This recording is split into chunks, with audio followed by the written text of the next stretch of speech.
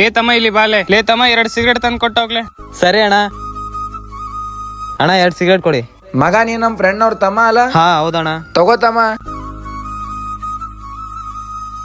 ಲೇ ತಮ್ಮ ಇಲ್ಲಿ ಬಾಲೆ.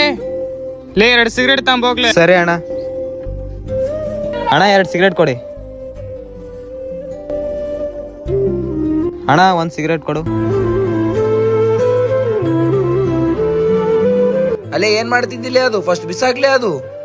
ಏನ್ಲೇ ಸ್ಕೂಲ್ ಹೋಗೋ ವಯಸ್ಸಿನಲ್ಲಿ ಮಾಡ್ತಿರೋ ಕೆಲಸ ಏನಿದು? ಸಾರಿ ಅಣ್ಣ, ಈ ತರ ಇನ್ನೊಂದ್ಸರ್ತಿ ಕೆಲಸ ಮಾಡಲ್ಲ. ಆದ್ರೂ ನೀನ್ ಯಾಕೆ ಸಿಗರೇಟ್ ಸೇರ್ಬೇಕು ಅನ್ಕೊಂಡೆ? ಮನೇಲಿದ್ದಾಗ ನಮ್ಮ ಅಣ್ಣ ದಿನಾಲು ಸಿಗರೇಟ್ ತಗೊಂಬಂತಿದ್ದ. ಸೇದಿದ್ರೆ ಹೇಗಿರುತ್ತ ಅಂತ ಅನ್ಕೊಂಡೆ ಅಣ್ಣ. ಲೇ ಇವ್ನ್ ಏನ್ ಮಾಡ್ತಿದ್ದ ನಿಂಗೆ ಗೊತ್ತಾ? ಏನ್ ಮಾಡ್ತಿದ್ದಾನ್ಲೆ? ಯಾರು ನೋಡ್ಲಾರ್ದಂಗೆ ಸಿಗರೇಟ್ ಸೇರ್ತಿದ್ದಾನೆ.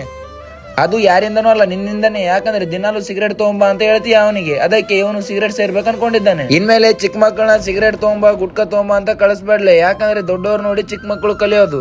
ಯಾವತ್ತು ಚಿಕ್ಕ ಮಕ್ಕಳ ಕಡೆಯಿಂದ ಸಿಗರೇಟ್ ಆಗ್ಲಿ ಗುಟ್ಕಾ ಆಗ್ಲಿ ತರ್ಸಕ್ ಹೋಗ್ಬೇಡಿ. ಈ ವಿಡಿಯೋ ಇಷ್ಟ ಆದ್ರೆ ನಿಮ್ಮ ಪ್ರತಿಯೊಬ್ಬ ಫ್ರೆಂಡ್ಸಿಗೂ ಶೇರ್ ಮಾಡಿ. ನಾ ಹೇಳಿದ್ದು ಸರಿನಾ ತಪ್ಪ ಅಂತ ಕಮೆಂಟ್ ಮಾಡಿ.